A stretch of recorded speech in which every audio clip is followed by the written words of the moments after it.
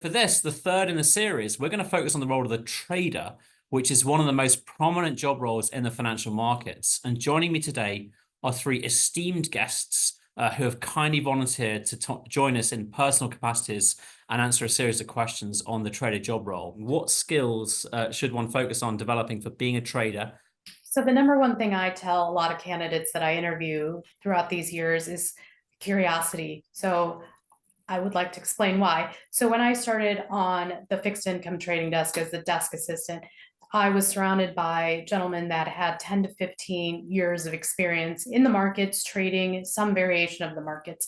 So while I knew nothing at the time, I had these resources that were available to me sitting 2 feet away from me. I was able to capitalize on that by inquiring, asking questions. Again, when they're busy, but when they had some time to pick their brain and kind of understand how do they see the market from their perspective and their eyes, and versus someone that was only in the market for 5 years. So again, you have to have that curiosity to ask the questions to understand what's going on. You have to be a self-starter. I don't know what my day will be like every day that I wake up, so you have to kind of be ready to just be involved, ask questions, inquire, look at charts, look at, read. So I think it's just curiosity and self-starting gets you a lot of the way into taking advantage of what's around you and then being able to learn as much as possible. And then that's what makes you differentiate yourself to be able to get the next role. But I do think those are very important. I will say, being on a trading floor, you have to also know how to tune out the world around you. There is constant noise, people on the phones, yelling, conversations. But again, you have to learn how to tune those out, focus on the mission at hand, and stay focused, because it's very detail oriented, and it's any mistake that's made is costly and can be costly to the firm. So it's just, those are very important characteristics, especially at the beginning when you're in a beginner role, and all of those details very much matter. What role will AI play in the future of trading, and how can we capitalize on automated investment strategies? Fortunately, I don't think you have to be an expert on how those models work to be a successful trader. Now, if you do have expertise in any form of AI or large language models, that's fantastic. That's hugely helpful. I don't think it's a prerequisite.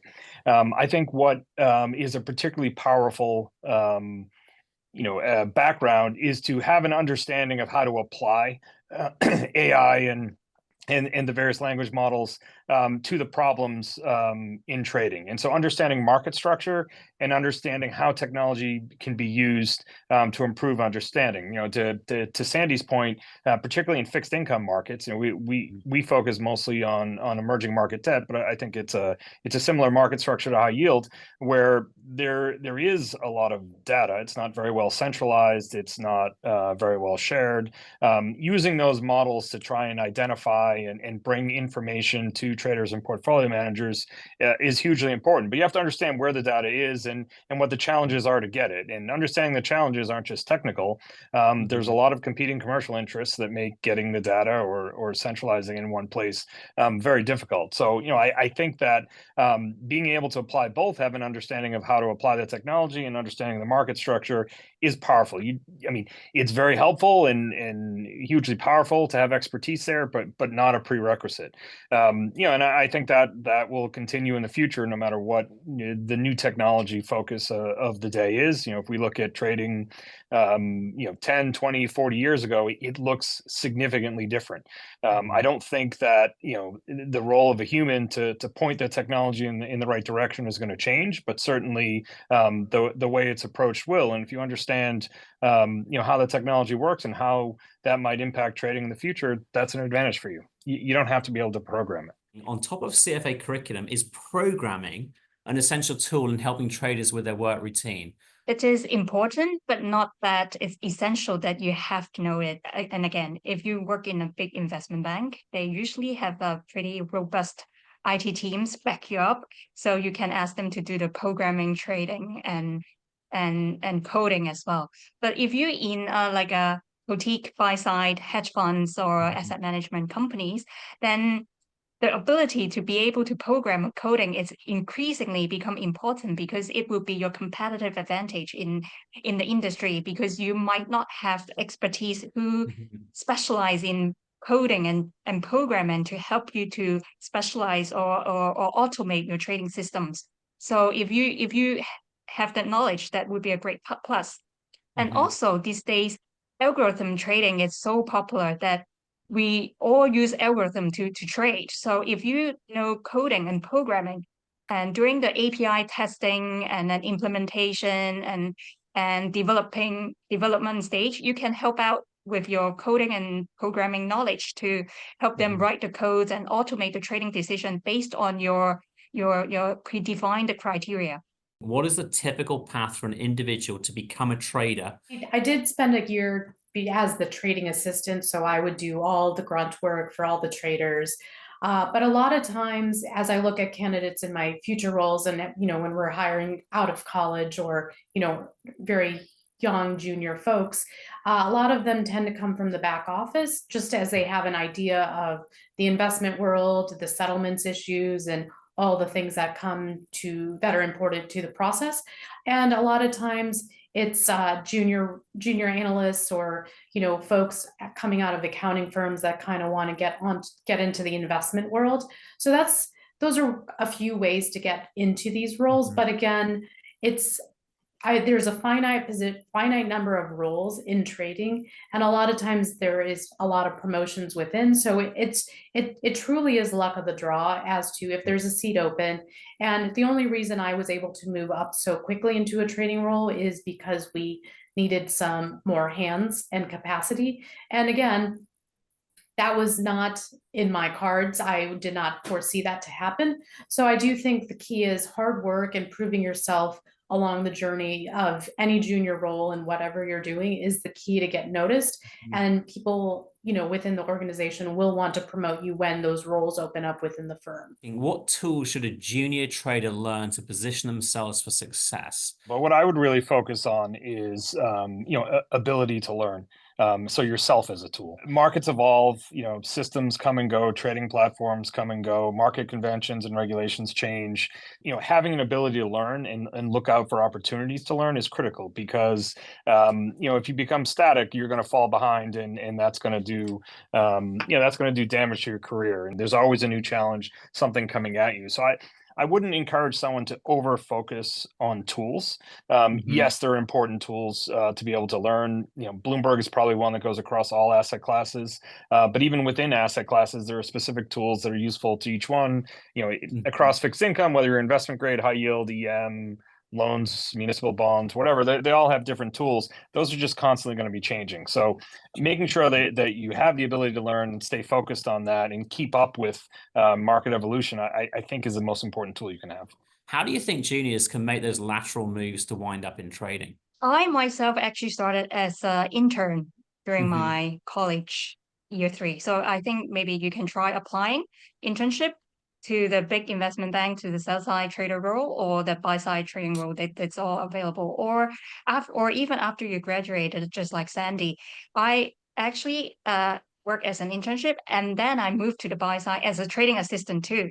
Some junior roles like trading assistant also helpful. And also the lateral move, I think also networking, building relationships, connect with your colleagues in different trading desks or departments, or attend the industry event like this webinar, and engage in conversations with other people who know this industry well, and maybe seek mentorship as well. Even started when you're in college, there's some different kinds of mentorship program.